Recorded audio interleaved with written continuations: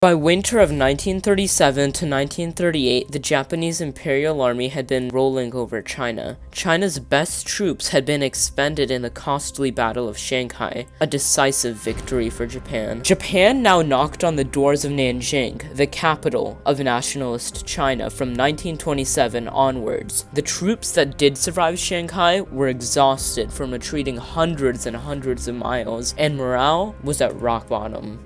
Defending Nanking would be strategically impossible. It could easily be surrounded and cut off, preventing retreat. Chinese officers now had to make the decision as to whether or not they would withdraw from Nanking. While Chiang Kai-shek admitted that the defense of Nanking would be strategically impossible, and the German advisors also recommended to withdraw from Nanking, it wasn't so simple politically. The Chinese army's morale was at rock bottom. If Nanking, the capital of China, and home to many important monuments, was lost without a fight, it could threaten the structural integrity of the army and initiate mutinies. So, Chiang Kai-shek overruled every other officer and decided that Nanjing would have to hold.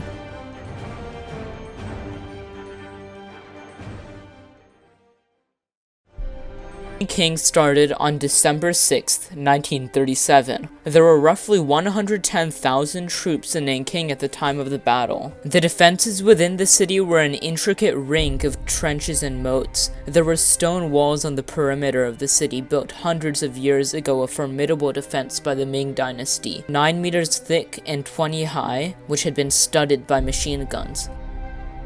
By December 6th, the start of the battle, all gates in and out of the city had been closed. While the war seems to be going easily for Japan, and militarily it is, the Imperial Army is plagued by communication and discipline issues. While it seems that by their bravery shown in the end of the war, the Japanese troops would listen to orders very well, Tokyo has been having a difficult time controlling their armies in China. This became very clearly evident with the assault on Nanking. Soldiers on the ground were meant to wait for naval support, but instead, being hungry for glory, they charged in anyway. Also, generals were dismissing orders from Tokyo as to how to go about attacking Nanking. The Japanese auxiliary unit started advancing along the Yangtze River behind Nanking, and the main Japanese troops began to encircle Nanking, soldiers and civilians alike.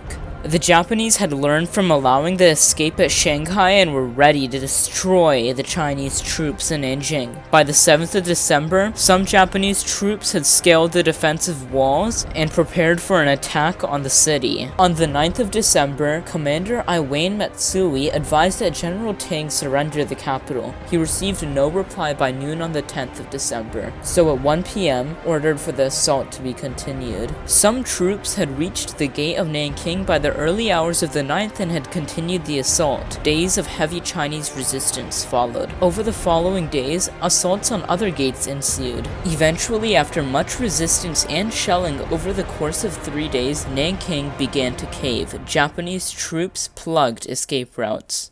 The Chinese commander only ordered retreat at 5 p.m. on the 12th, and as occupying Japanese troops began pouring into Nanking, and the Chinese chaotically out, one of the darkest times in history started to befall the city of Nanking, the Nanking Massacre.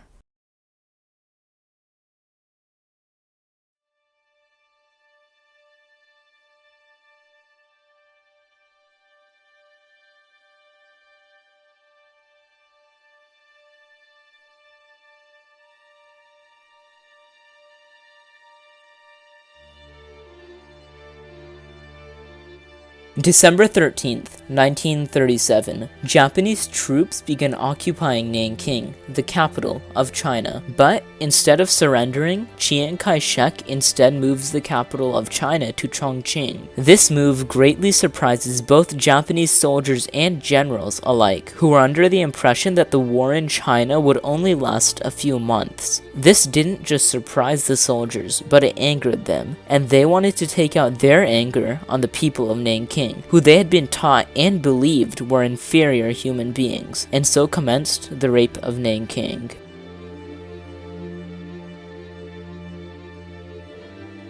For 6 weeks, Japanese troops massacred soldiers and civilians alike. Gunshots of mass executions would echo through the street, the screams of the tortured penetrating the air. There was once an instance of a man who was brought into the middle of the street, doused in gasoline, and burnt alive. An American doctor, Dr. Wilson, writes in his diary,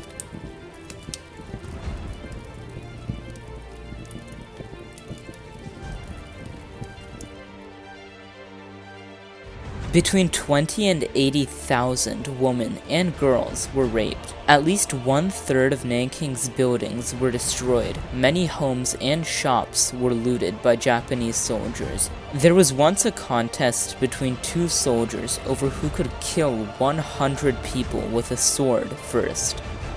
Depending on the source, up to 200,000 people were killed in the Nanking Massacre. The Nanking Massacre saw the use of technology to kill people on an unprecedented level. People suspected of being soldiers were lined up and executed by machine guns, and in some instances, poison gas. In this way, Japanese soldiers were able to kill thousands of people at a time.